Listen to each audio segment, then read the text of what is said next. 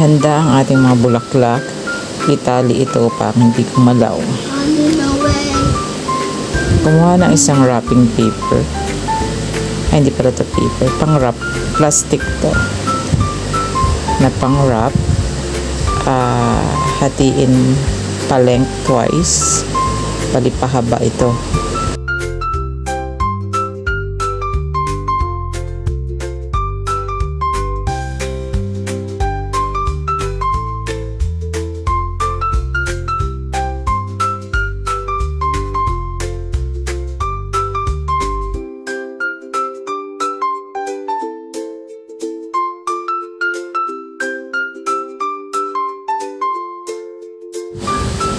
Tapos hatiin yung ating pang-wrap. Hatiin naman natin siya ng lengthwise na yon. Hatiin natin siya ng tatlong piraso. 1/3. Yan, yung dalawa. Saka yung isang lengthwise. Lagyan ko na rin ng tissue paper na pang-wrap yung harap ng rose para makaberan, para maganda style din yan.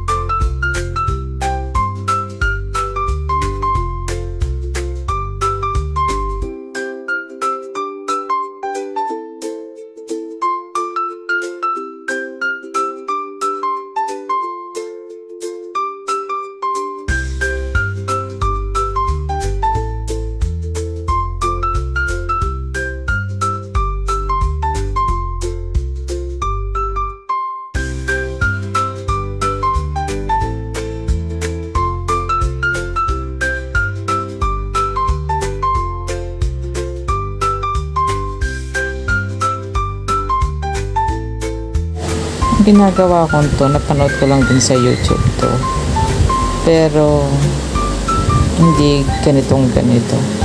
Parang kumuha lang naman ako ng idea. Ni scotch tape pa nila to, pero pwede namang hindi na scotch tape kung tamad ka. Hindi, tamad kasi ako. Yan.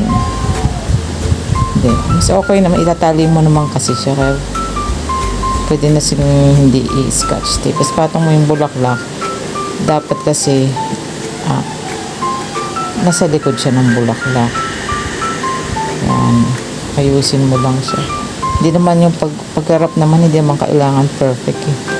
Yung iba nga, dyaryo lang yung babalot sa flowers. Yan.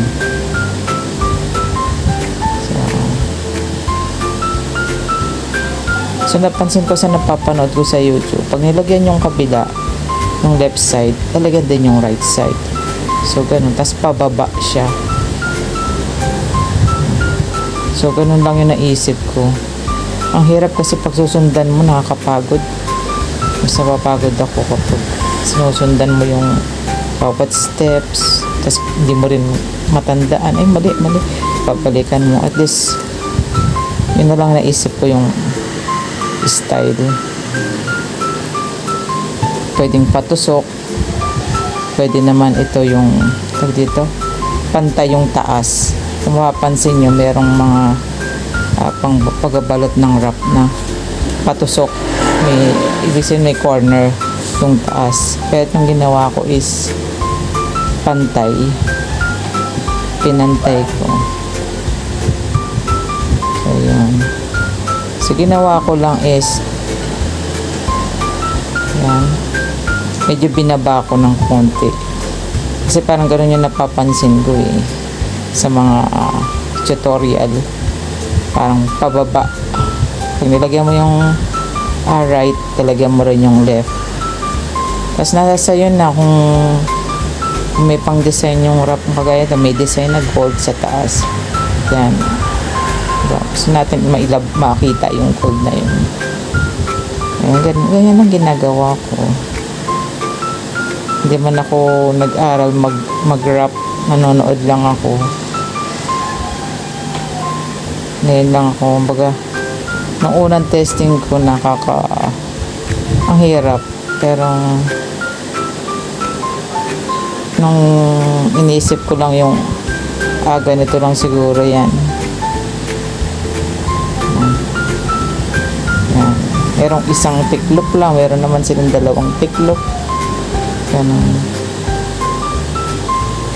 Yan. Ganyan lang natin. Ang mahirap lang nito is nalulukot yung ano eh. Minsan hindi sumusunod. Yan. Itong scotch tape hindi ko na kinat. Kasi medyo mahirap pag matrabaho kapag tatanggalin ay kakat mo, tapos hahanapin mo ulit yung dulo, kakat mo. Ayan. So nasa sa inyo kung gusto nyo pang dagdagan ng layer. Ayan. So yung susunod na layer syempre mas mababa. Ang ganyan lang napansin ko. Mas okay isipin yung ganun guys.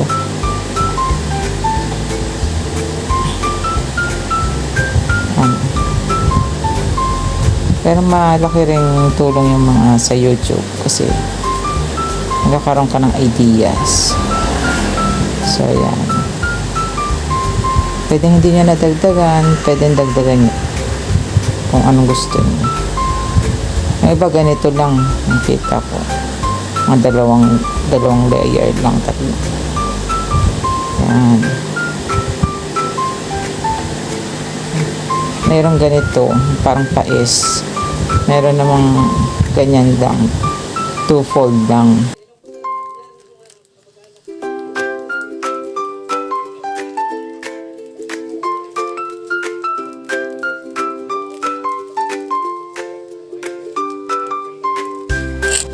So yung yan, lagyan natin ulit yung right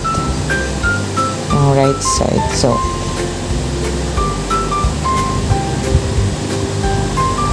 sunod niya, nalagyan naman natin yung left para pantay.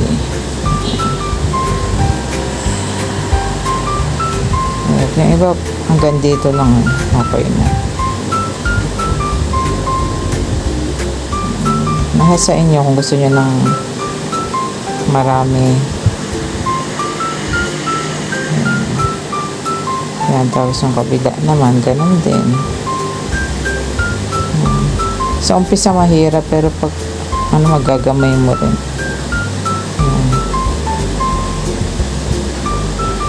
Sinubukan ko tali kaso minsan umuluwag eh.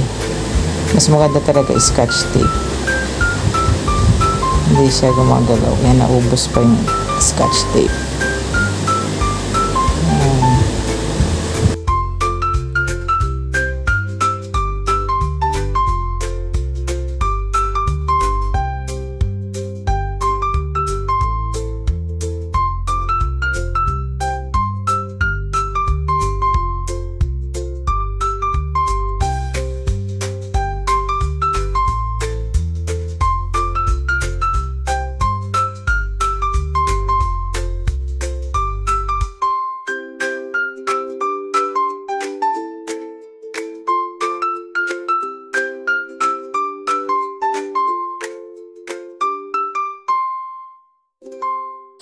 So, itong huling lalagay ko, gusto ko makita yung gold. Kasi kung mapapansin nyo, hindi nakikita yung gold na linya. Yung ano. Yan. So, nasa sa inyong design. Hindi naman lahat gayahin sa YouTube. Sa mga tutorial. Yan. Gusto ko makita yung gold. Yan. Di ba? Para bongga. Yan. So, pag nilagyan natin yung kabila, itong left side, lalagyan din natin yung right side para pantay, para maganda. Yan, medyo mahirap lang.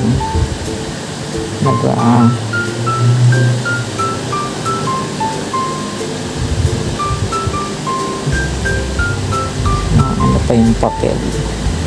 Nalulukot. Medyo mahirap. Hindi pala to papel ulit. Papel ako ng papel. Plastic siya. Sabi nila mas mahirap daw yung papel kasi yung papel daw pag natiklop na hindi na magugusot, mabilis magusot. Ito kasi plastic. Nagugusot din siya pero siguro hindi ganun. Hindi pa ako nakakatry ng papel. Pero hindi pa kasi ako sanay dito. Hindi pa ako sanay mag-wrap. Siguro pag sanay na, pwede na magpapel.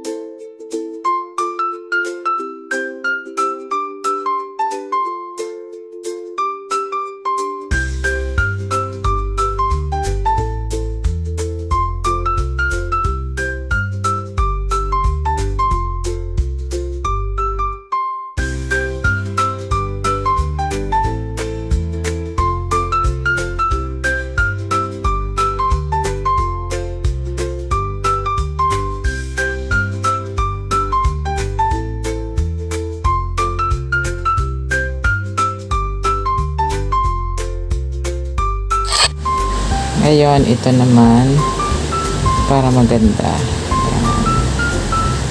Ayan. Gusto ko lang lagyan ng ganito. Pero kahit wala na siguro. Kasi may tissue naman sa harap. Pero mas maganda kasi. Nasa sa inyo naman yung mag-design. Medyo mahirap nga lang yan. Kasi yan. Magpupunong-buno kayo ng wrapper. Ayan. So yan. So nung una sobrang hirap na hirap ako na gusto ko nang naayaw ko na kaso sayang yung wrapper pag hindi ako natuto. Kaya talagang sinubukan ko siyang matuto. Tapos ngayon nag-enjoy naman ako. Nakakatuwa pag nagawa mo na siya. Parang asarap sa pakiramdam. Para pam.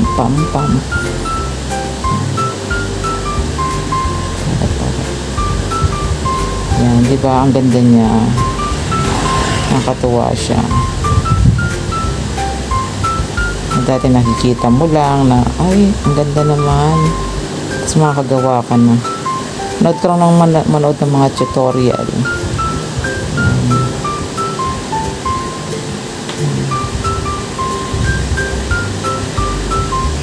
Hindi naman kailangan perfect. Huwag kang matakot. Yan, yung mo yan, ang tabingi yung gupit ko. Diba, o. Bawasan ko pa siya. Yan.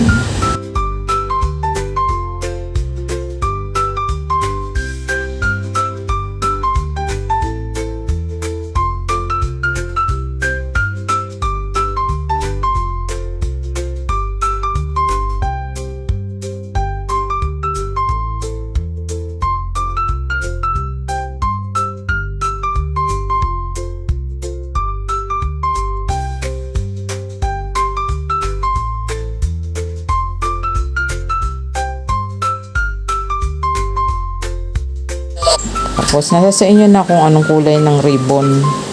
Usually yung kung anong kulay ng bulaklak, yun ang ginagamit nilang ribbon. Pero nasa sa inyo kung gusto niyo ng white o gold, pwede ng gold yan. Saan kayo masaya? Sa minsan kung ano may bibili sa inyo, gusto ko ganitong ribbon. Ayan.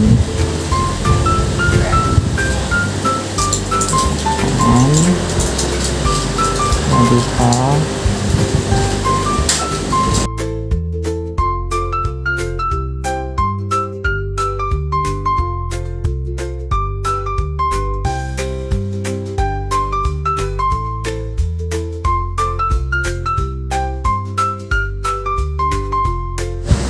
Ayan, punggacious. Ang ganda niya, di ba? Pwede din kayo makagawa niyan sa kanyang mga bahay-bahay. Ayan.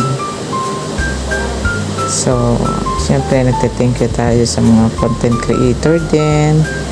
Gaya nung sa wrapping tutorial. Pangalan niya is wrapping tutorial sa Facebook. At saka kuli-kuli. Yan yung mga madalas ko mapanood. Mga nagsishare ng kanilang pag-wrap. Malaking tulong yan. So, share din natin mga konti nating techniques. Yan. Pwede na natin itong mabenta. Diba, kahit nasa bahay lang tayo makakabenta tayo ng ganito. Yan. Pwede natin siyang balutan ng plastic.